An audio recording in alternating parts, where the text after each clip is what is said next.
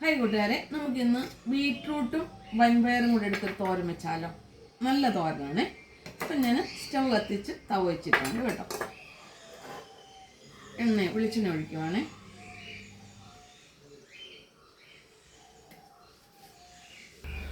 എണ്ണ ചൂടായിട്ടുണ്ട്.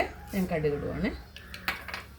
അതുപോലെ തന്നെ 2 വറ്റൽമുളക്, കാണ്ടിമുളക്.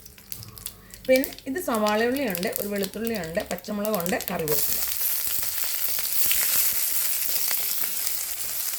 ഞാൻ ഒരു സവാളയുടെ ചെറിയൊരു സവാളയുടെ പകുതി എടുത്തുള്ള ഒരു പച്ചമുളക്, പിന്നെ ഒരു അതുള്ള വെളുത്തുള്ളി, കറിവേപ്പില,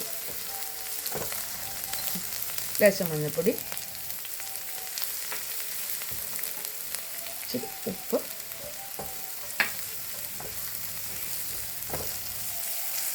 ആവശ്യത്തിനുള്ള തേങ്ങ, ചെറിയൊരു ബീട്രൂട്ട് എടുക്കുക, കൂടുതലൊന്നും ചെറിയ ബീട്രൂട്ട്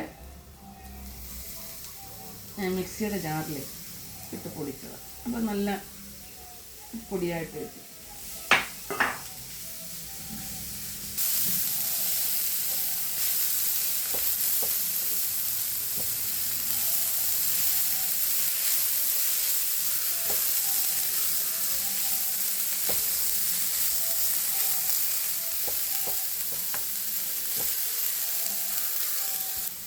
ഒരു തുള്ളി വെള്ളം.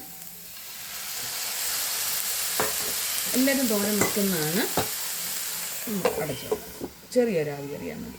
നമ്മുടെ ബീട്രൂട്ട് റെഡിയായിട്ടുണ്ട്. ഒത്തിരി വേവരുതല്ല, നമുക്കൊന്ന് ഇടയ്ക്കൊന്ന് കടിക്കുന്നു. ഇതേ വൻപയറാണ്. വൻപയർ കൊണ്ട് പുഴുങ്ങിയതാണ് കേട്ടോ. ഉപ്പിട്ട് ഞാൻ പുഴുങ്ങിയാണ്. ഇങ്ങോട്ടിടുവാണ്.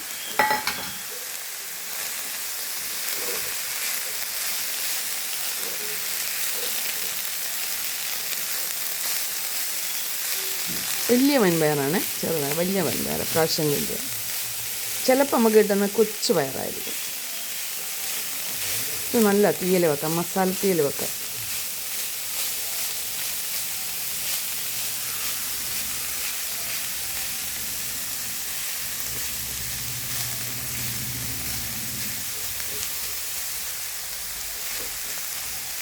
അടച്ചു വെക്കാം. വൻപയറും ബീട്രൂട്ടുള്ള തോരൻ റെഡിയായിട്ടുണ്ട്. അങ്ങനെ ഉപ്പ് നോക്കിയപ്പോൾ ഇച്ചിരി ഉപ്പിൻ്റെ കുറവുണ്ടായിരുന്നു. ഇച്ചിരി ഉപ്പിട്ടിട്ടുണ്ട്. നല്ലൊരു തോരനാണ്. നിങ്ങൾക്ക് കാണുമ്പോൾ തന്നെ ഒരു ഭംഗിയൊക്കെ തോന്നുന്നില്ലേ? അപ്പോൾ നിങ്ങൾക്ക് ഈ തോരൻ ഇഷ്ടപ്പെട്ടെങ്കിൽ ലൈക്ക് ചെയ്യാനും ഫോളോ ചെയ്യാനും ഷെയർ ചെയ്യാനും മറക്കരുത്. നമ്മുടെ ബീട്രൂട്ടും വൻപയറുള്ള തോരൻ റെഡി.